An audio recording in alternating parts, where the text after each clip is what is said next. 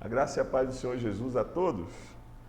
Aqui no livro de Provérbios, que nós estamos estudando esses dias, mais adiante, a palavra do Senhor diz assim, no versículo 20, capítulo 1 de Provérbios, versículo 20. A sabedoria clama em alta voz nas ruas, ergue a voz nas praças públicas, nas esquinas das ruas barulhentas, ela clama, nas portas da cidade faz o seu discurso. Essa era uma das obrigações, pelo menos eles entendiam que eles deveriam fazer isso, os mestres naqueles tempos, nos tempos antigos, eles saíam pelas ruas, iam aos mercados, iam às praças públicas, anunciar a sabedoria. Anunciar instruções para que aqueles que estivessem ouvindo aprendessem como se portar diante de si mesmo e diante dos outros. Em relação à palavra de Deus, nós temos algo mais extenso do que isso, que é o nosso testemunho de vida, os nossos passos no dia a dia, nossas atitudes, o que falamos, tem que transparecer a glória de Deus. Nossa firmeza de caráter tem que transparecer o caráter de Deus através das nossas vidas. É por isso que a palavra de Deus, nós devemos lê-la constantemente, pedindo a Deus que nos dê entendimento, que nos dê sabedoria para que nós possamos entendê-la e aplicar em nossas vidas. Nós estamos andando, as pessoas estão vendo o nosso caminhar. E eles têm que distinguir em nós a presença de Deus. Eles têm que perceber em nós que Cristo hoje vive em nós, que nossas atitudes, nossa maneira de viver é a mesma de Cristo Jesus enquanto esteve entre nós. Então nós podemos aqui estender, através das nossas próprias vidas, do nosso testemunho de vida, que sirva como aprendizado para aqueles que veem o nosso caminhar com Cristo.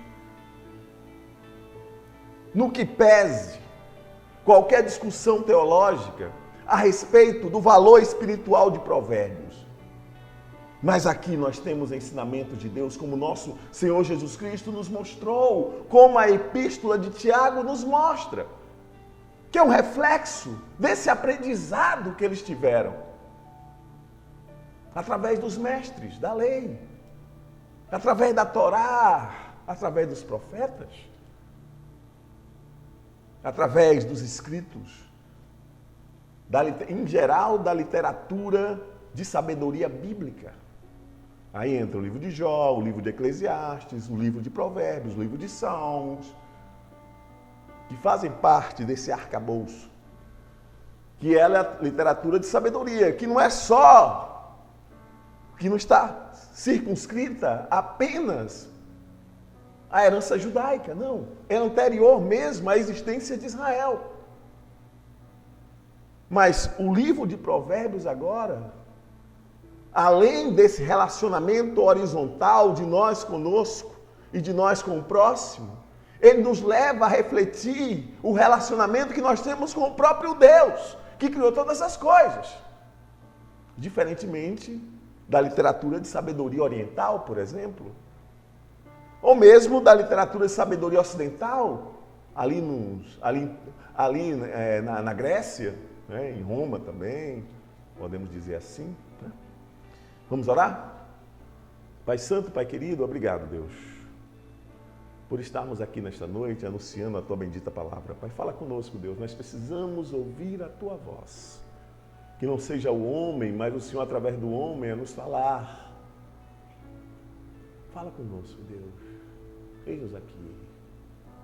Muito obrigado, Senhor, pela Tua santa e gloriosa presença. Usa-nos, segundo a Tua misericórdia, a Tua graça, a Tua bondade e o Teu amor. Nós, de nós mesmos, nada podemos dar, Pai. Porque, no máximo, o conhecimento humano pode alegrar a mente. Mas a Tua palavra alegra a nossa parte material.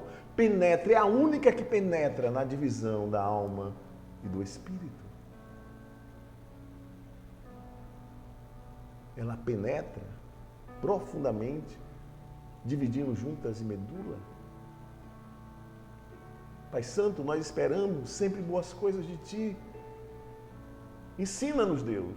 E que nossa vida reflita a tua sabedoria, Pai, para todos que estão ao nosso redor, Deus. Que eles vejam, Pai, o teu ensino através das nossas vidas e que este ensino seja atraente.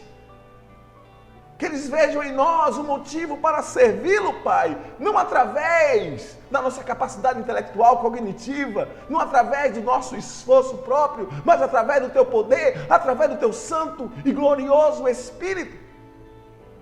Porque é o teu Santo Espírito que nos faz compreender as tuas profundezas, Pai. As tuas profundezas. Só o teu Santo Espírito pode vasculhá-las. Oh Deus, nós sabemos que nós ainda estamos neste tabernáculo, limitado, sujeito à ação do mal, sujeito ao pecado. Mas nós estamos dispostos a fazer a tua vontade, Pai. Nos ensina, Deus, nos faz caminhar. Nós somos teus discípulos, nós somos teus filhos. Ensina-nos, Deus, como tu queres que nós sejamos, que nós não façamos o que nos agrada e desagrada a ti, mas que nós façamos o que eu agrada, Pai Santo. Oh, aleluia, glória a Deus. Obrigado, Pai. Que seja o teu Santo Espírito a nos guiar em todo o teu querer, em toda a tua vontade, Deus Santo. Continua abençoando a TV Monte Sião, Pai, com toda a sorte de bênção, irmão Sivaldo, irmã Mário, todos que fazem esta programação, Pai Santo. Que nós não nos desviemos do foco, que é anunciar o teu evangelho para todas as nações, para todos os povos, para todas as línguas. Muito obrigado, Deus. Nós te agradecemos em nome de Jesus. Amém. Pois é, meus irmãos, Provérbios, né, faz parte da literatura de sabedoria bíblica. Nós sabemos que a literatura de sabedoria é um gênero literário e é anterior à própria nação de Israel, né? Já existia uma literatura de sabedoria, por exemplo, no Egito, na Mesopotâmia, de onde Abraão veio, né? Segundo, já havia, o povo de Israel tomou contato com a literatura de sabedoria egípcia, por exemplo. Né? Mas naquilo que reflete o caráter do nosso Deus, porque nós passamos a conhecer o caráter do nosso Deus, pois nós passamos a ter o Espírito Santo dele, quando aceitamos o Senhor Jesus como o Senhor e Salvador das nossas vidas, nós sabemos o que pertence a Deus e o que não pertence a Deus. Tudo que é bom vem de Deus, vem do alto. Tudo que promove o nosso crescimento vem de Deus. O Pai das luzes, onde não há variação. O soberano das nações, cheio de misericórdia, cheio de amor, cheio de graça. Ele quer que o ser humano se desenvolva. Mais do que isso, ele quer que o ser humano o conheça profundamente. Compartilhe deste amor.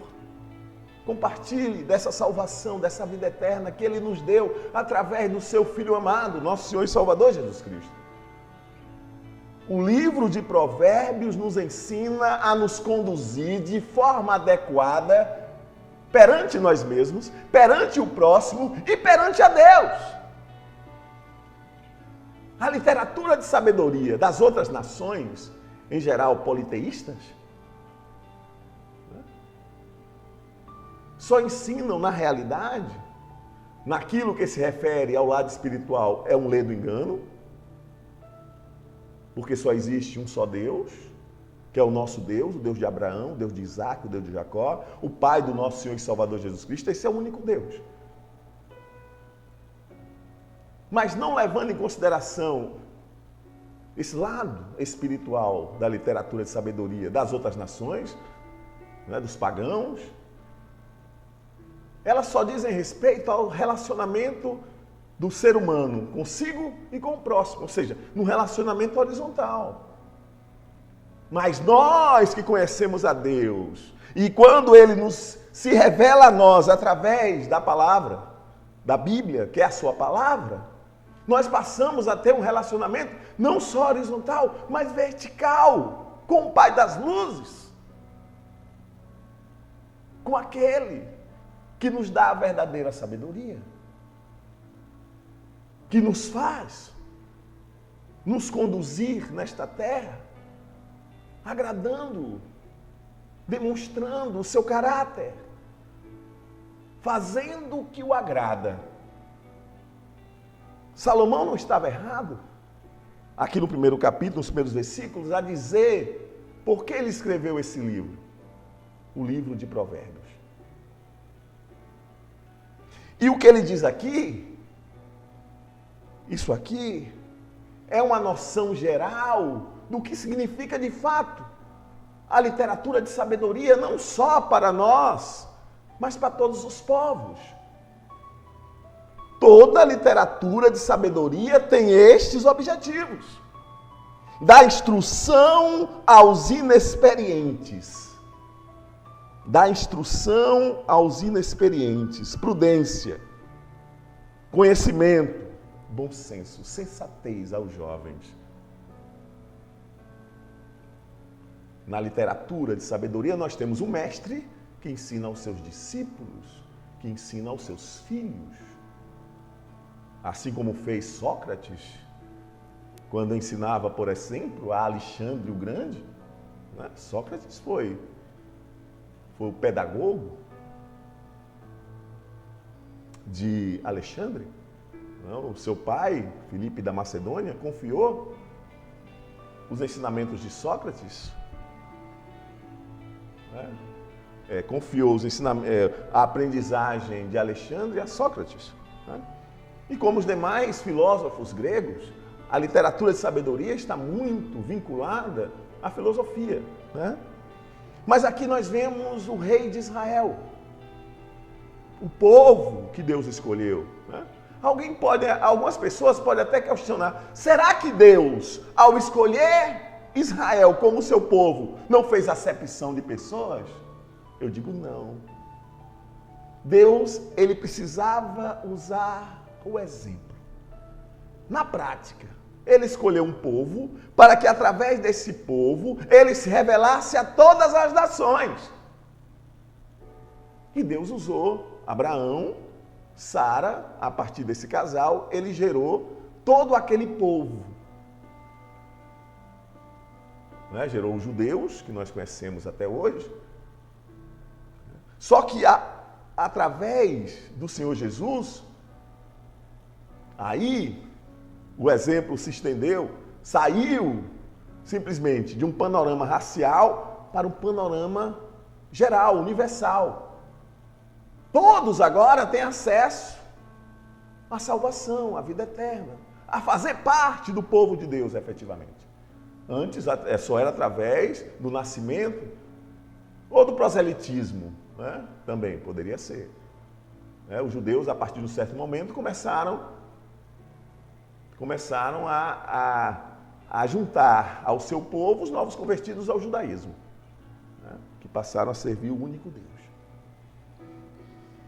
Então Salomão aqui, detentor de uma sabedoria sem igual, começou a delinear esses provérbios para que o seu povo, inicialmente, através desses ensinamentos, pudessem se conduzir na terra como Deus queria.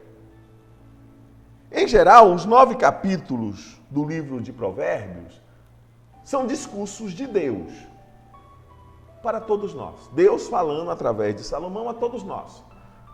Nós, na semana retrasada, nós vimos, no versículo 8, algumas advertências da sabedoria. Deus falando conosco. Então, uma das advertências da sabedoria é que nós devemos ouvir os nossos pais. Aí, isso nos remete ao 4º mandamento: honrar teu pai e tua mãe, para que tenha dias em abundância na terra e seja bem-sucedido. O apóstolo Paulo lembra que esse é o primeiro mandamento com promessa. O primeiro mandamento, que a promessa vem logo a seguir. Eu nunca vi um filho desobediente se dar bem na vida. Nunca vi. Vive infeliz, se ensoberbece. Primeiro fato. Fica arrogante, presunçoso. E o interessante no versículo 9, a palavra do Senhor nos diz assim: eles serão um enfeite, os ensinamentos, a instrução de seu pai e o ensino de sua mãe serão um enfeite para a sua cabeça, um adorno para o seu pescoço. Todos poderão ver. Todos poderão vislumbrar. Porque está na sua cabeça, está no seu pescoço. Quando nós conversamos com as pessoas, nós olhamos para os rostos dessas pessoas.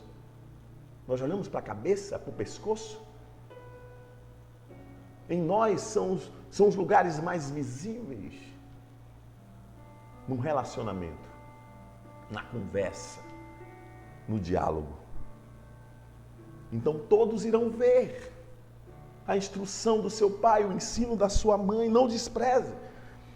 Do versículo 10 até o versículo 19, nós vemos instruções, Deus discursando, Deus falando conosco, nos advertindo através de Salomão, para nós não nos associarmos com aqueles que maquinam o mal.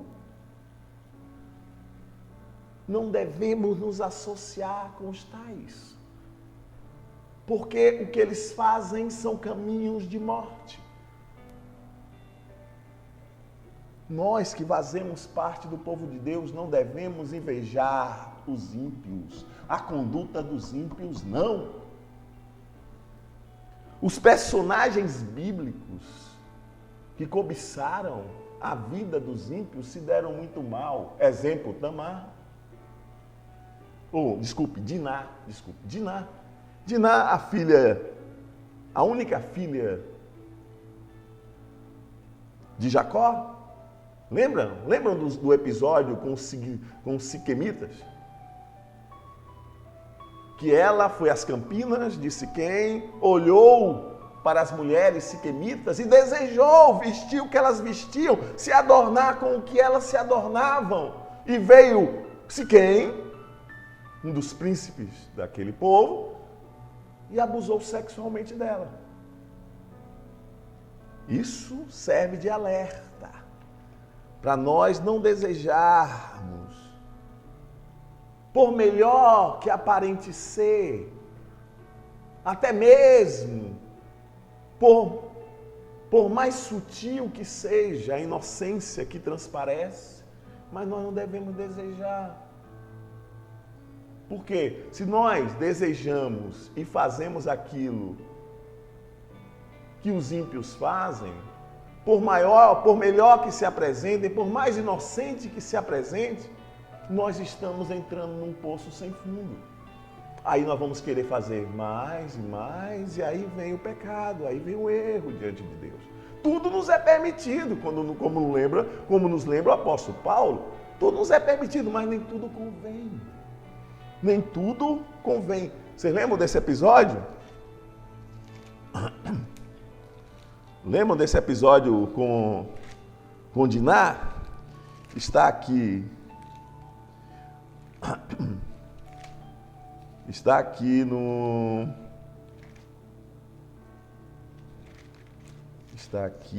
no livro de Gênesis. No livro de Gênesis,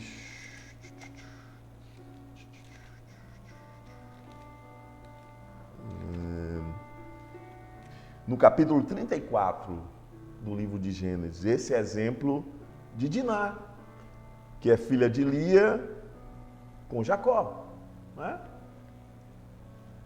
E nós vemos também o povo, quando estava ali diante do Monte Sinai, onde Moisés estava recebendo as instruções de Deus, as tábuas da aliança, Moisés passou 40 dias e 40 noites. O povo se corrompeu devido à tradição que recebera lá no Egito. A tradição que recebera no Egito.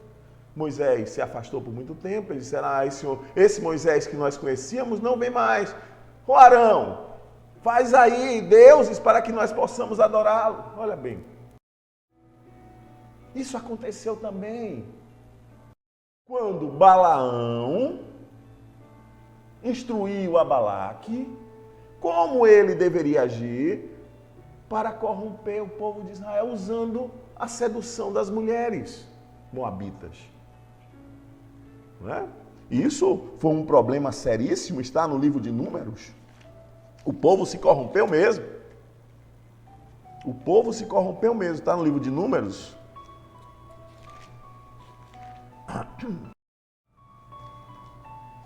Não é? Nós sabemos que Balaão, ele foi contratado por Balaque, rei dos Moabitas, não é? Para poder lançar agouros sobre o povo de Israel. Não é? Aí, no capítulo 25 de Números, começa a partir do capítulo 22 de Números e vai até 25, onde ocorre a adoração a Baal-Peor, onde as moabitas seduziram os homens hebreus e eles fornicavam com elas, imoralidade sexual.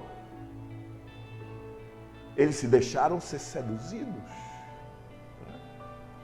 Gente, nós devemos considerar o que a palavra de Deus nos diz.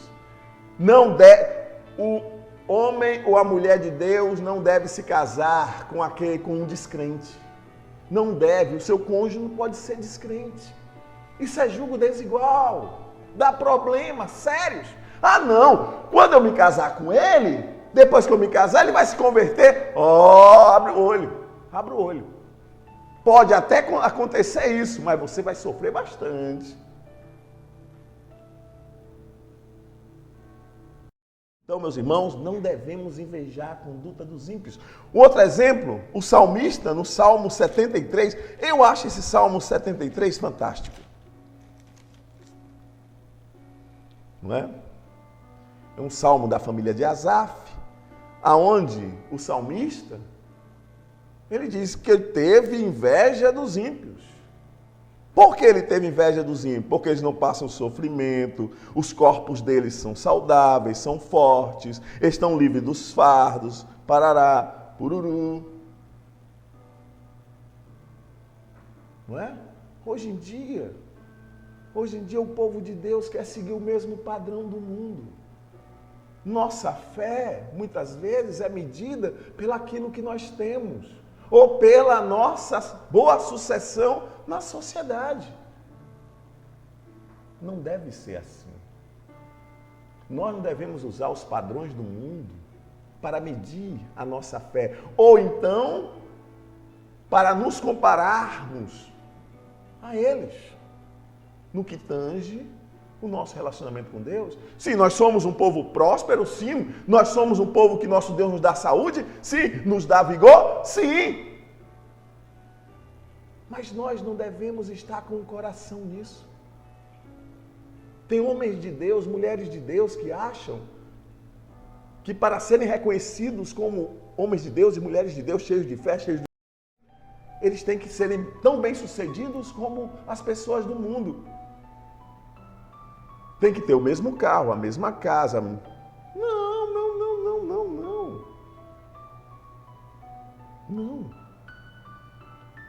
Tome, por exemplo, Cristo.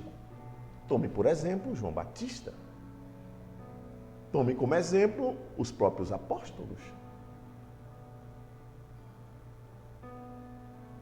Deus, Ele pode nos dar essas coisas? Sim, pode, segundo os seus propósitos. Mas isso, a aquisição desses bens, não significa dizer que eu sou próspero conforme a palavra de Deus. Prosperidade conforme a palavra de Deus é aquela que viveu José, aquela que viveu Daniel, mesmo sendo escravos. Tudo que faziam era bem sucedido, faziam com êxito. Tudo que o povo de Deus põe a mão para fazer, faz bem feito. Não importa se faz uma coisa muito simples em relação aos padrões humanos ou faz uma coisa muito sofisticada. Mas tem que fazer como para Deus. Esse é o segredo da nossa prosperidade. E que nós não tenhamos o coração nas coisas deste mundo. que pode nos contaminar, que pode nos corromper, como corrompeu a Salomão. Esse que está falando aqui, que Deus está usando para falar. Salomão teve tudo o que os seus olhos desejou. Mas a felicidade dele, eita Deus, não estava nisso. Não estava.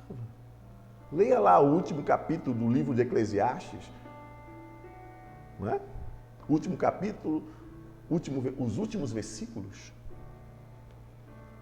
Então,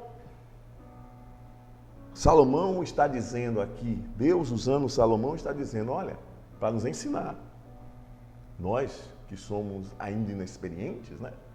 Porque cada vez mais Deus está nos... Até o último dia que nós passamos nesta terra, Deus estará nos ensinando. Ai daquele que é sábio aos seus próprios olhos. Tem isso aqui em Provérbios. Não sejamos sábios aos nossos próprios olhos. Aprendamos, sejamos sempre humildes para aprender.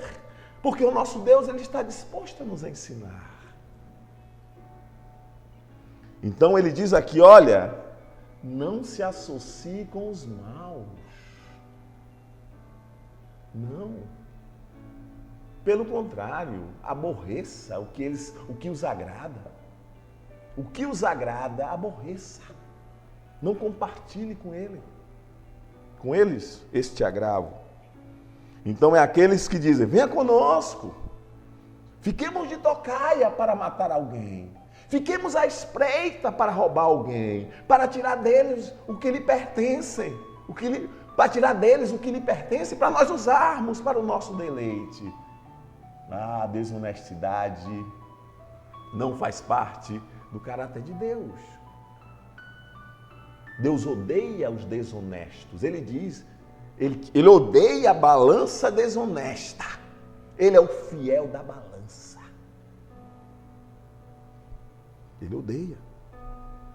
Então, ai daquele que junta riqueza de forma desonesta. Ai daquele que tem riqueza de forma desonesta. Ai daquele.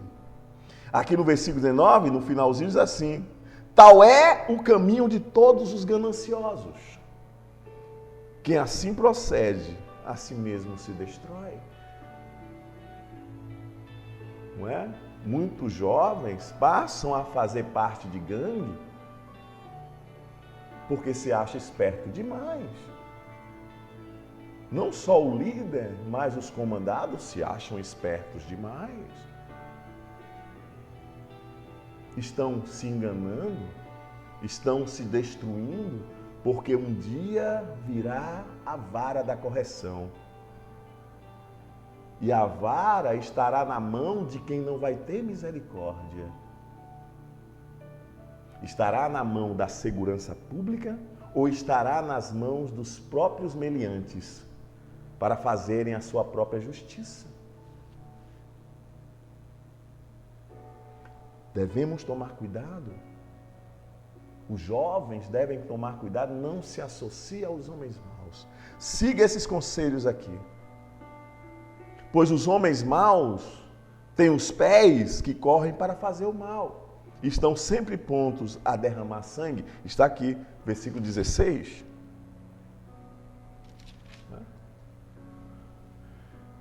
Valorize aquilo que você ganha através da capacidade que Deus está lhe dando para conseguir. Não queira ser ganancioso. Não crie em seu coração ambição. A cada dia, vá se alimentando daquilo que Deus está lhe concedendo. E aquele versículo que eu li no início, a sabedoria está às ruas. A web, a TV Monte Sião está dando acesso às pessoas que estão ou agora conectadas e depois que assistirão aos reprises, a essa sabedoria. Eu, como um ministro da Palavra de Deus que está fazendo esse programa, nesse momento, estou servindo para Deus como mestre numa praça, no mercado, num templo. Ensinando, aprendendo Porque primeiro a palavra vem para mim, eu entendo a palavra através da revelação de Deus e passo esse conhecimento para os meus irmãos, para as demais pessoas. Então eu sou aquele que me ponho como mestre, que me ponho como aquele como conselheiro que está anunciando, como instrutor, como um sábio que está anunciando a sabedoria de Deus nas praças, nas ruas, onde quer que eu esteja. Minha própria vida tem que refletir essa sabedoria. Não somente em palavras, mas em atitudes. Em atitudes. E no versículo 22, diz assim: até quando vocês, inexperientes, até quando? Quantos dos nossos irmãos estão nas igrejas? Estão nos círculos de orações? Estão nos cultos domésticos? Nos cultos nos lares? Estão aprendendo, mas não estão praticando? Não estão utilizando essa sabedoria? Ou pensam que essa sabedoria é só para acumular bens? Não é não! Essa sabedoria vai nos permitir testemunhar de Deus e chegarmos no céu. Nosso alvo é chegar no céu. Chegar no céu, meus irmãos. Não se prendam a essa estrutura que nós estamos vendo aí. Onde a pessoa não vale pelo que é, mas vale pelo que tem. Vale pelos títulos que ostenta. Não, não, não, não. O que verdadeiramente nós somos, ninguém pode ver, a não ser que Deus revele. O que verdadeiramente nós somos está impresso na nossa parte material. O que está dentro de nós. E muitas vezes a aparência é boa, mas o sepulcro é caiado. Por isso o sepulcro é caiado. Porque o que está dentro está morto. Está morto. Está morto. Alma vivente. Mas o que Deus quer é nos tornar espírito vivificante. Através de Jesus Cristo, nosso Senhor. O segundo Adão, como o apóstolo Paulo nos revela. O primeiro Adão é a alma vivente. Anda pelo mundo à toa, alheio. Correndo atrás da felicidade. Mas a verdadeira felicidade não está neste mundo. A verdadeira felicidade está em Cristo. E a plena felicidade está guardada na eternidade. É claro que desde já nós que estamos em Cristo usufruímos dessa alegria, dessa paz, desse amor. E nós queremos compartilhar com o mundo essa paz, esse amor, essa alegria. Nós não queremos fazer de vocês, os descrentes, escravos. Ou como alguns dizem, não queremos fazer lavagem cerebral, não. Nós queremos que vocês sejam felizes. Nós queremos que vocês alcancem a vida eterna, a salvação. Por isso nós clamamos. Nossas vidas servem como testemunho. Não pelo nosso próprio mérito. Como Deus lembra a nação de Israel em Deuteronômio, né? Eu não os escolhi porque vocês são grandes, fortes, poderosos, né? É a soberania de Deus. A soberania de Deus escolheu Israel. É tanto que quando Moisés manda os espias ficam aterrorizados. Os povos daquela terra são gigantes. Nós não conseguiremos vencê-los. Mas teve dois, Josué e Caleb, que disseram: se Deus é conosco, Ele vai nos dar a vitória. Por melhor que nós pareçamos. Oh Jesus, como Tu és lindo. Até quando vocês, inexperientes, irão contentar-se com a sua inexperiência? Use essa sabedoria que Deus está lhe dando.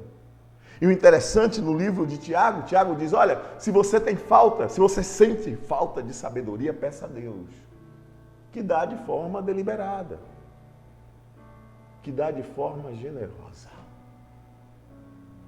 Essa sabedoria que vem do alto, que antes de tudo é pacífica, ela é boa, amável, nos traz a paz, a alegria, a tranquilidade. Então, até quando vocês, inexperientes, iam contentar-se com a sua inexperiência? Olha, experiência não quer dizer muitos anos no Evangelho, não, viu? Quer dizer isso não, ó. Experiência com Deus é um relacionamento pessoal íntimo, que pode ser alcançado até mesmo por aqueles que se convertem. Hoje, nesse momento. Passam a desejar, têm sede de Deus e passa a sua vida nessa relação íntima com Deus, o ramo enxertado na videira verdadeira. Se alimentando de Deus e crescendo em sabedoria, estatura e graça diante de Deus, diante dos homens. Quantos irmãos estão na igreja há tanto tempo e continuam inexperientes? Porque continuam tratando o Evangelho sob o ponto de vista humano. O Evangelho não pode ser tratado sob o ponto de vista humano. Nós vivemos o Evangelho por um ingrediente sobrenatural que é a fé. Que é a fé. Nós não vivemos por vista, vivemos por fé. Mas uma vez tendo esta fé, a verdadeira fé. Qual é a verdadeira fé? É aquela que vem da revelação da palavra de Deus, é aquela que vem do ouvir a palavra de Deus, como o apóstolo Paulo nos diz na carta aos Romanos. Não é aquela fé dos ignorantes, que depois vão pagar penitência. Não é aquela fé dos holísticos, dos místicos, não. A verdadeira fé vem em ouvir a palavra de Deus. A fé bíblica é a fé que lhe dá salvação. É a fé que lhe proporciona a vida eterna. Essa é a verdadeira fé. Não é a fé que vocês aprendem nos livros, que não vem por inspiração divina. Não é aquela fé que faz você pedir a uma santa ou um santo da Igreja Católica e adquire. Não. Porque aquela fé, tudo bem, você pode até adquirir a cura de uma doença, mas aquela fé não vai lhe dar a vida eterna. Aquela fé não vai lhe dar salvação. A verdadeira fé que dá salvação está aqui, ó.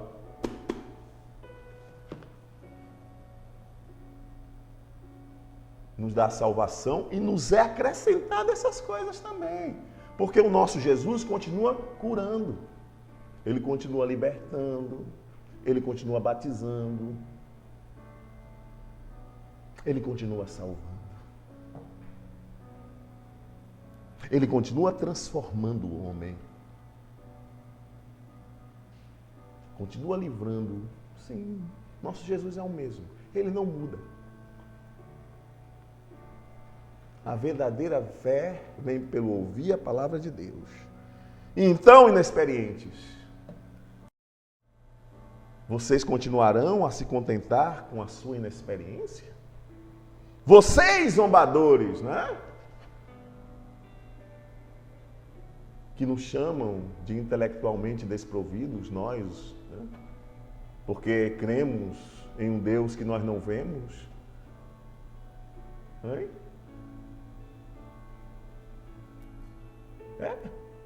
Muitos, aqueles que se acham bastante iluminados pela sua capacidade intelectual, cognitiva, nos taxam de intelectualmente desprovidos. Nos dizem que nós usamos a fé, porque nós não temos capacidade de compreender o mistério através da razão. A razão humana puramente não tem condições de acessar o divino, não tem condições de ter acesso a Deus. quando Adão pecou, nossa mente sofreu sérias restrições, sérias limitações até hoje. Mesmo nós que temos o Espírito, nós não temos a revelação plena. Nós, como o apóstolo Paulo nos diz, hoje nós conhecemos pela metade, mas um dia, quando nós estivermos diante do Deus Todo-Poderoso, naquele dia, a partir daquele dia nós moraremos em um lugar onde não precisaremos nem de sol, nem de lua, o próprio Deus vai nos iluminar como um todo. Naquele dia nós o conheceremos por completo. Queira Deus que esse dia chegue logo. Desejamos que esse dia chegue logo. E então, zombadores, até quando terão prazer na zombaria? Senaqueribe provou o remédio amargo da sua zombaria, quando disse ao rei Ezequias que o Deus de Ezequias não seria capaz de livrá-lo das suas mãos. Ele comparou o Deus de Israel com os deuses das demais nações que não são deuses coisa nenhuma. Ele não sabia quem ele estava enfrentando. E ele viu. Nosso Deus o humilhou. Ai daquele que zomba do Deus de Israel. Ai daquele que levanta a sua voz altiva, blasfema contra o nosso Deus. E vocês, tolos, até quando desprezarão o conhecimento? Muitos que ainda não entendem o que estão fazendo nessa terra ainda. Aceitaram a Cristo, mas não entendem o Evangelho. Acham que o nosso Deus é apenas aquele que dá,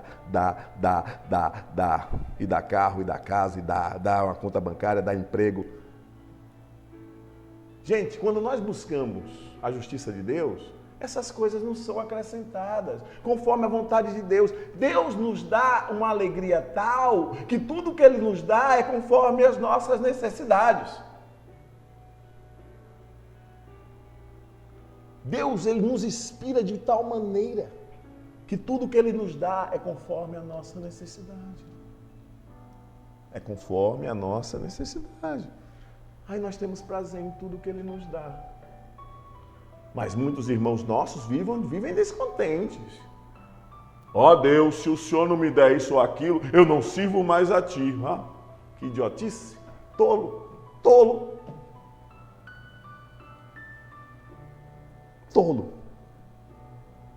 Se acatarem a minha repreensão, eu lhes darei um espírito de sabedoria e lhes revelarei os meus pensamentos. Ó Deus, nós desejamos isso, Senhor. Oh, como nós desejamos isso, Senhor. Oh, aleluia, aleluia, aleluia, aleluia. Deus, como um Pai, nos ensina. Não menosprezemos, não negligenciemos a instrução de Deus. Que eles sejam em nós um enfeite para a cabeça, para o pescoço, que todos vejam, que todos sejam capazes de ver. Oh, aleluia, aleluia. Vocês, porém, rejeitam o meu convite. Ninguém se importou quando estendi minha mão. E Isaías nos diz que a mão do Senhor não está encolhida para que não salve. O convite está feito aos sedentos. Não é? Isaías diz isso. Convite aos sedentos, né? Está aqui no capítulo 55, se eu não me engano, por aí. Convite aos sedentos. Convite aos sedentos, capítulo 55. Venham todos vocês que estão com sede, venham às águas. E vocês que não possuem dinheiro algum, venham, comprem e comam. Venham, comprem vinho e leite sem dinheiro e sem custo. Por que gastar dinheiro naquilo que não é pão? E o seu trabalho árduo naquilo que não satisfaz? Escutem-me e comam o que é bom. E a alma de vocês, eita, Deus bom. Nosso Deus é bom. Ele está fazendo esse convite. Ele está fazendo esse convite. Não devemos rejeitar esse convite. Ele está estendendo as mãos. Visto que desprezaram totalmente o meu conselho e não quiseram aceitar a minha repreensão, eu de minha parte vou rir-me da sua desgraça. É claro que aqui é uma personificação, né? Uma característica antropológica, né? Ou antropomórfica. Na Bíblia tem muito disso, né? A pessoa que escreve coloca as características do homem. Mas é claro que Deus não vai, em nenhum momento Deus vai rir da desgraça. Né? Entenda o que significa isso. Significa que, se você desprezar, continuar desprezando, Deus não vai poder fazer nada. Quando vier sobre você a ira dele. Entendeu? É isso que significa. O escritor aqui, Salomão, escreveu: vou rir-me da sua desgraça. Mas Deus, ele não pensa na desgraça de ninguém. As mãos dele sempre estão estendidas. A única coisa que faz separação entre nós e nosso Deus são os pecados. Está Isaías 59. Isaías 59. Está vendo? Vejam, o braço do Senhor não está tão encolhido que não possa salvar. E o seu ouvido tão surdo que não possa ouvir. Mas as suas maldades separam vocês do seu Deus. Os seus pecados esconderam de vocês o rosto dele, e por isso ele não os ouvirá. E mais adiante diz isso. Eis aqui, ó, no versículo 28. Se vocês tomarem jeito, não é? Ele diz, então vocês me chamarão. Quer dizer, se vocês se mantiverem rejeitando o convite, então vocês me chamarão, mas não responderei. Procurarão por mim, mas não me encontrarão. Mas por que não? Porque deliberadamente Deus vai se esconder de você? Não. É porque a justiça de Deus, um dia Deus julgará.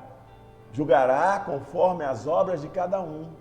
Aqueles que não estiverem em Cristo irão para a perdição eterna. Aqueles que estão em Cristo ressuscitarão para uma vida eterna. É isso. É isso que nós, dia a dia, estamos anunciando. Dia a dia, a todo momento, em todos os lugares. Essa semana eu perguntei a uma senhora que estava doente se ela queria aceitar o Senhor Jesus como Salvador e Senhor da vida dela. Ela me pediu oração, eu orei por ela. Depois eu fiz o apelo e ela rejeitou. Não quero não. Mas quis a oração para ficar boa, para ficar curada. Então, os tolos continuarão desprezando o conhecimento? Porque haverá um dia, a palavra de Deus diz, um dia todo joelho se dobrará, um dia todo joelho se dobrará, toda língua confessará que Jesus é o Senhor, para a glória de Deus. Mas muitos tardiamente, é o caso aqui, é onde se diz, o escritor, antropomorficamente diz, e Deus está dizendo, vou rir-me da sua desgraça. Uma característica humana em Deus. Mas isso aqui significa que haverá um dia que não terá mais jeito. Que não terá jeito. E aí?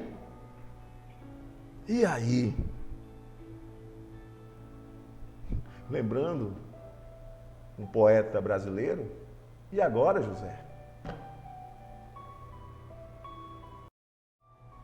Então vocês me chamarão, mas não responderei. Procurarão por mim, mas não me encontrarão. Visto que desprezaram o conhecimento e recusaram o temor do Senhor.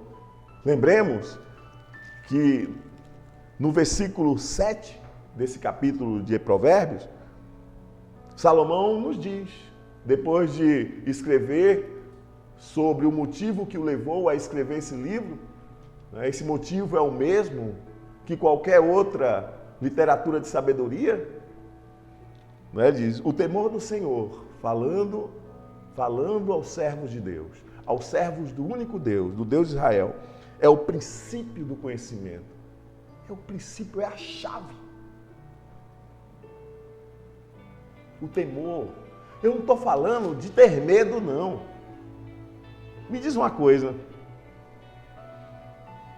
Você é criança, você tem o seu pai, você tem a sua mãe, você cresce e continua temendo a eles, mesmo que o seu porte físico seja mais avantajado que o seu pai.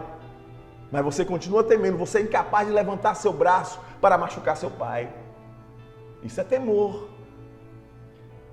Mesmo você sendo fisicamente mais forte do que ele, mesmo você tendo mais posses do que ele, você continua respeitando-o. Porque você aprendeu desde pequeno que você deve temer a seu pai, que seu pai é uma pessoa importante da sua vida, que seu pai é digno de receber honra sua. Você tem que honrar seu pai e sua mãe. Esse é o mesmo sentimento, é a mesma posição que nós temos diante de Deus.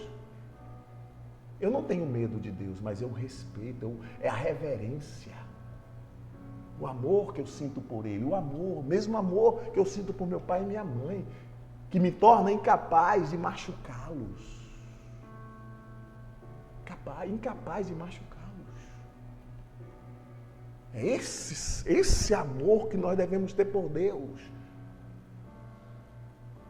Tudo que nós podemos ter de Deus, tudo que nós podemos ter de Deus,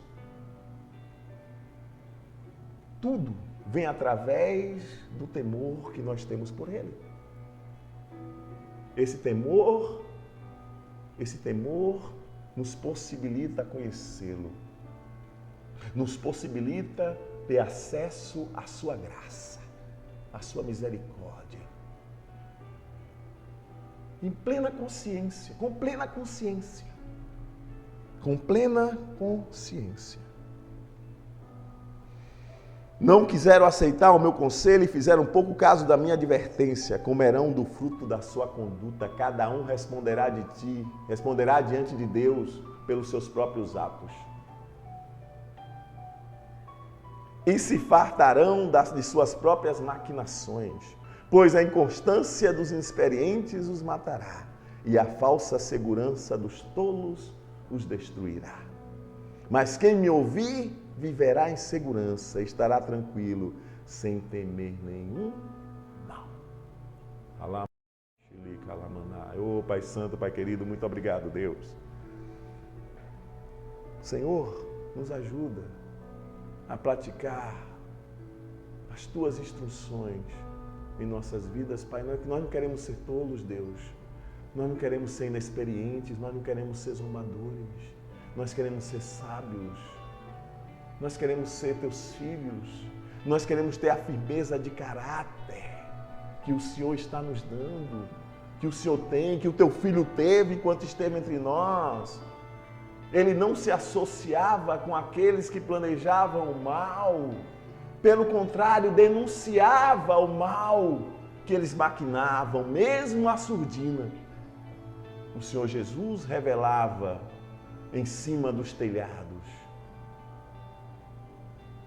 porque Ele não poderia esconder, porque Ele veio para nos dar o exemplo, Ele veio como mestre, como aquele que estava ensinando os demais a como viver para agradá-lo, Pai Santo. Nos faz faróis, para encaminhar bem a todos que estão ao nosso redor, Senhor. Não nos deixa fraquejar, não nos deixa fazer o que não agrada, Pai. Não nos deixa, nos ajuda. Nós precisamos de Ti, Senhor. Como crianças, nós precisamos de Ti como Pai, para nos conduzir, para nos ensinar, Senhor. Oh, aleluia, aleluia, alamaná, xilica, alamanai. Alimalamana, analama. Alamana, alama, xilica, lá. Alimalamana, lama, lama, lama, xili. Ali, xalalabalaba. Alima, lama, nalama. Obrigado, Pai.